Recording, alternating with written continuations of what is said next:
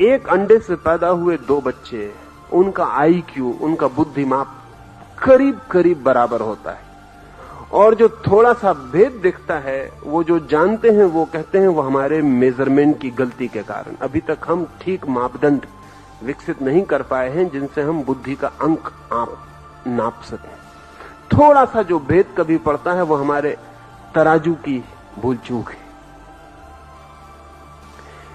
अगर एक अंडे से पैदा हुए दो बच्चों को बिल्कुल अलग अलग पाला जाए तो भी उनके बुद्धि अंक में कोई फर्क नहीं पड़ता है। एक को हिंदुस्तान में पाला जाए और एक को चीन में पाला जाए, कभी एक दूसरे को पता भी न चलने दिया जाए। ऐसी कुछ घटनाएं घटी हैं जब दोनों बच्चे अलग अलग बड़े हुए, लेकिन उनके बुद्धि अंक में कोई फर्क नहीं पड़ता। बड़ी हैरानी की बात है, बुद्धि अंक तो ऐसी चीज है कि जन्म की पोटेंशियलिटी से जुड़ी है, लेकिन वो जो चीन में जुड़वा बच्चा है एक ही अंडे का, जब उसको जुकाम होगा तब जो भारत में बच्चा है उसको भी जुकाम हो जाए।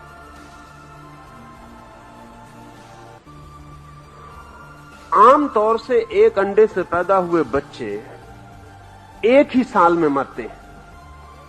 ज्यादा से ज्यादा उनकी मृत्यु में फर्क 3 महीने का होता है और कम से कम 3 दिन का, पर वर्ष वही होता है।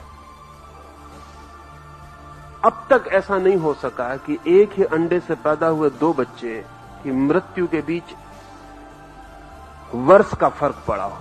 3 महीने से ज्यादा का फर्क नहीं पड़ता है। अगर एक बच्चा मर गया है तो हम मान सकते हैं कि 3 दिन के बाद और 3 महीने के बीच दूसरा बच्चा मर जाएगा।